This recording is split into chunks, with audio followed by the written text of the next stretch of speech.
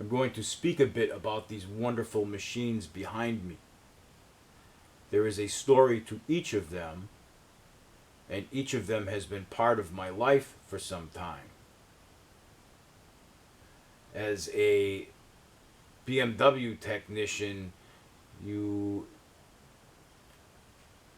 build a relationship with the machines you work on, and of course the customers that own them.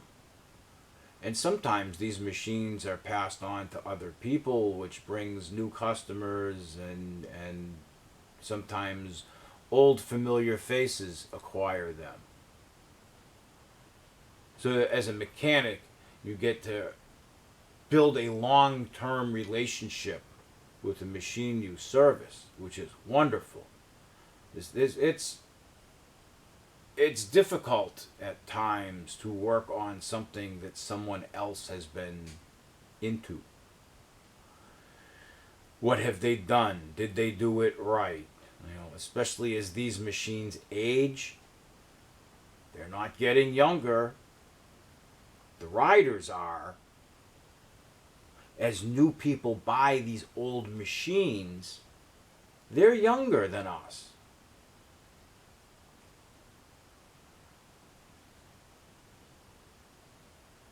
They don't have those decades of BMW miles under their asses. They perhaps have Japanese motorcycle experience or Harley Davidsons. They're not the same machine. BMWs are different. BMW. Bikes made weird. Heard that one before, right? They are different. They've always been different. Look at the 70s with the airheads and the ridiculous changes of switchgear for the turn signals generation after generation, and silly center stands that don't fit other models. And there's a lot of goofy things that BMW has done throughout the course of history. But these machines become dear to us, regardless of the corporate shenanigans that go on. These machines are still part of our lives. And those of us who are devoted to these older machines, we're not really interested in much else. These were the machines we chose to ride back in the day. These are what we fit on, what suited us best. You look at what's offered for new motorcycles today in 2019. Yuck. What happened? What happened to the affordable basic motorcycle? Not that these were ever affordable when they were new. They are now, however, which again attracts a younger buyer. Younger buyers don't have all those miles under their bum like us old BMW veterans do, with hundreds of thousands of miles accumulated. These new guys are going to need a little bit of guidance. That's part of my plan with this project, this video creation of all of my knowledge from the past 25 years of servicing these K-bikes and oil heads.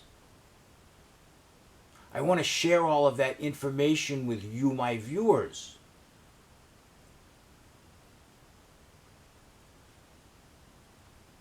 We're all dying. Every one of us. The clock is ticking.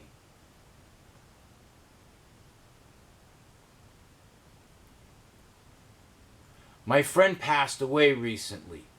My friend who rebuilt BMW transmissions and made them shift better than ever before. My friend who rebuilt BMW drive shafts and made improvements so that they would last longer. My friend who rebuilt the paralever rear drive so that they would not fail. Something the factory couldn't even be bothered to do after 2000. He's dead now. And all of his knowledge went with him. That's a shame. That's truly a shame.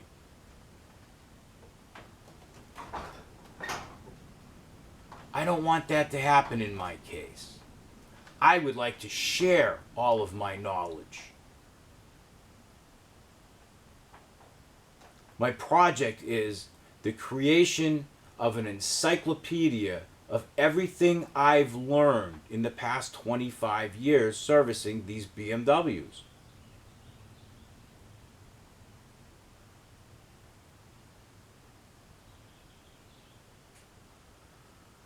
It's daunting. It's daunting.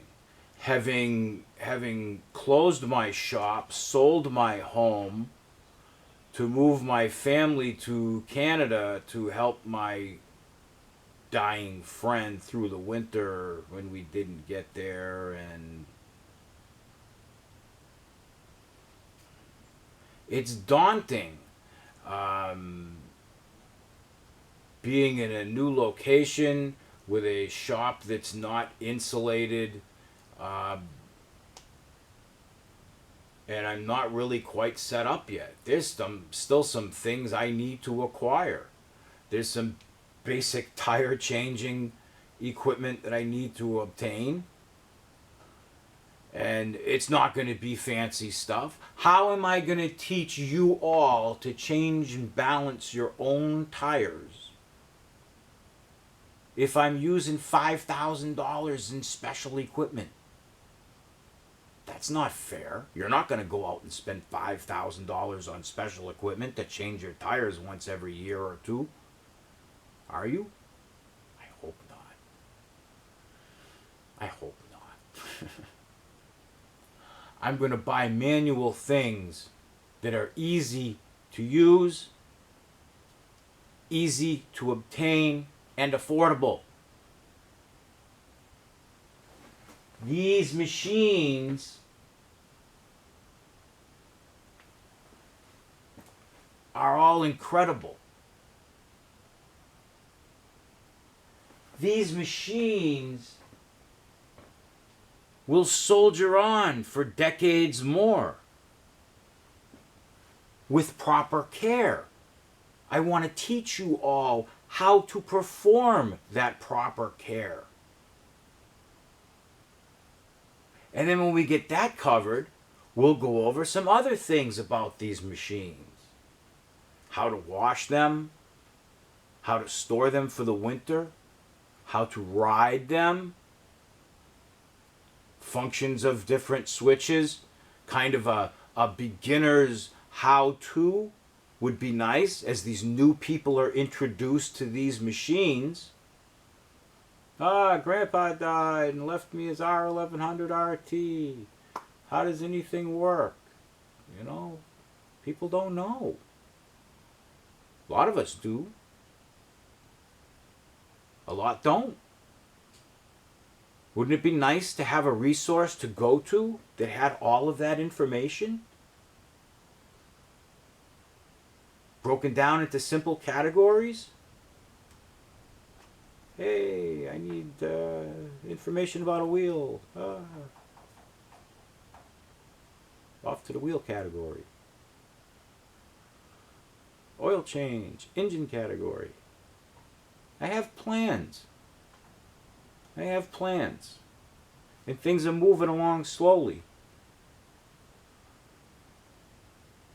We have to realize here, I closed the shop down 18 months ago. It's been a long time without seeing any dough coming in the door. I'm fortunate to have a little bit of a couple $100 a month coming in from YouTube. Thank you to all my viewers. And a big thank you to all of my viewers and subscribers who send in contributions. You guys are fantastic. You've helped us through this winter, our first winter way up here in the woods of Maine. I've been busy all winter feeding the wood stove, and it's been too cold in the shop to really do much other than a few brief little video clips and a tiny little bit of work on the warmer days. But for the most part, it's been too cold out here. Until now. We're in May already. So now I have to scramble and get these machines back to their owners and get the shop set up and bring in the next round of machines to service. So thank you for your contributions, because that helps me feed my family and pay the bills and further this project along. This is going to take some time to get this shop set up the way it needs to be for me to show you everything you need to see. But I was going to talk about the machines behind me and some of their stories. So let me begin with that. This R1150 RT was brought to me with fairly low mileage, 12,000 miles I believe.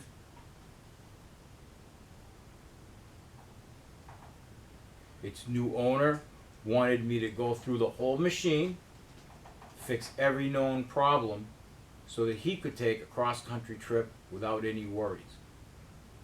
Well, that, of course, with the hydraulic clutch models, involved Bruno's modified clutch.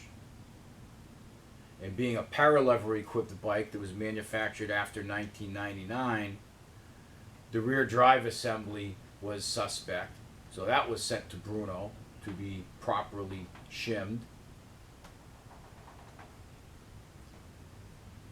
Upgraded cam chain tensioner, and a complete service was performed on this machine in preparation for a cross-country journey. That cross-country journey was made, and a while later, the customer decided to sell the machine. So he tasked that with me. But unfortunately, at that time, I was a bit ill myself and was not doing a whole lot of business, and I've never done much for sales. I despise sales. I'm not a retail guy.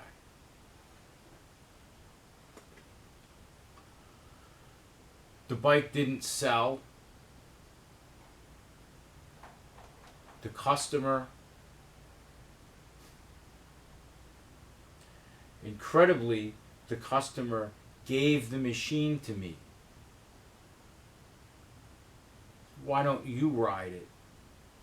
Take your boys on trips. Keep me posted about those trips.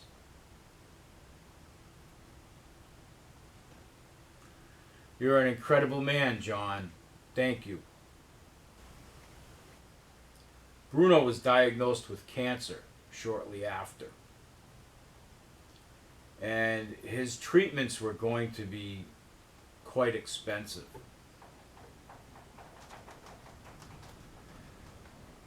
I put out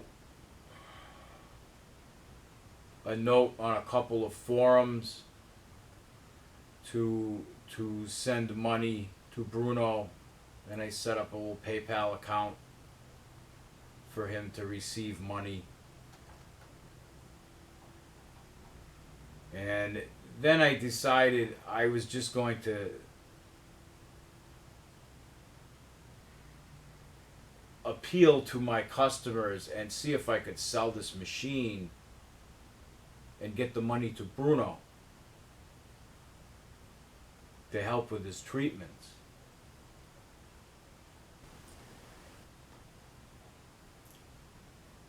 One of my customers stepped up and agreed to buy the machine, provided I would continue to service it. I agreed. The machine changed hands. Bruno benefited, less stress in his life regarding his treatments. Thank you, John. Thank you, Ian. You're two incredible people.